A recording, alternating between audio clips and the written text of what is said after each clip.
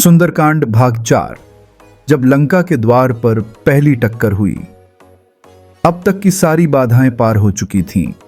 सुरसा पीछे छूट चुकी थी, सिन्हिका भी हार चुकी थी और सामने एक नई दुनिया खड़ी थी, सोने सी चमचमाती मगर भीतर से काली लंका। हनुमान जी ने अपने विराट स्वरूप को एकदम छोटा कर लिया, इतना छोटा जैसे कोई मासक यानी एक छोटे से मच्छर जैसा रूप, कोई पहचान ही न सके, कोई देख ही न पाए। ये कोई चालाकी नहीं थी बल्कि समझदारी थी।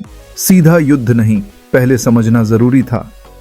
रात का समय था, पूरा नगर सोया नहीं था, क्योंकि अधर्म की नगरी में रातें कभी गहरी नहीं होती। सैनिक जाग रहे थे, प्रहरी खड़े थे और वहीं लंका के प्रवेश द्वार पर खड़ी थी लंकिनी, एक निशाचरी, रावण की आज्ञा की रक्षक और उस नगर की पहली पहरेदार।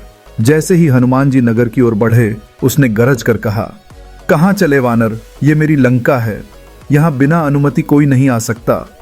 अब देखिए, जीवन में भी जब हम किसी बड़े उद्देश्य के करीब पहुंचते हैं तो सबसे कठिन टक्कर दरवाजे पर होती है। हमारा आत्मविश्वास कहता है अब बस पहुंच ही गए, लेकिन तभी सामने आ खड़ी होती है कोई लंकिनी।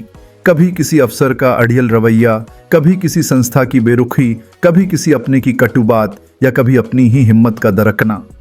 हनुमान जी रुके नहीं, उनकी गति भी नहीं थमी, उनकी श्रद्धा भी नहीं डरी। उन्होंने लंकिनी से कुछ कहा नहीं, बस एक ही घूंसा लगाया। लंकिनी वहीं गिर पड़ी, मुंह से रक्त निकला, देह कांपी, धरती हिली। लेकिन यह घूंसा सिर्फ बल का नहीं था, यह घूंसा था विश्वास का, कर्तव्य का और भगवान के कार्य के लिए अडिग समर्पण का। लंकिनी कांपती हुई उठी, लेकिन अब उसमें घमंड नहीं था बल्कि श्रद्धा थी। वो हाथ जोड़कर बोली, मैं समझ गई, तुम कोई साधारण वानर नहीं, तुम श्री राम के दूत हो। और ब्रह्मा जी ने मुझे पहले ही कहा था, जिस दिन कोई ऐसा आएगा जो मुझ पर विजय पा लेगा, समझ लेना कि लंका का समय पूरा हो चला है।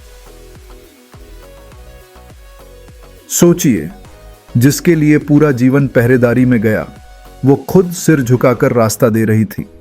कभी कभी जीवन में दरवाजे नहीं खुलते बल्कि झुकते हैं, लेकिन तब जब हम बिना रुके, बिना डरे, अपने सत्य के साथ, अपने उद्देश्य के साथ डटे रहें। हनुमान जी ने सिर झुकाया, लंकिनी को प्रणाम किया और लंका में प्रवेश किया। ना किसी को खबर, ना कोई शोर, बस राम का नाम और एक दृढ़ संकल्प।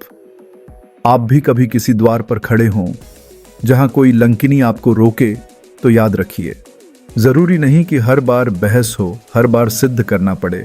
कभी कभी बस एक निर्णायक कदम काफी होता है।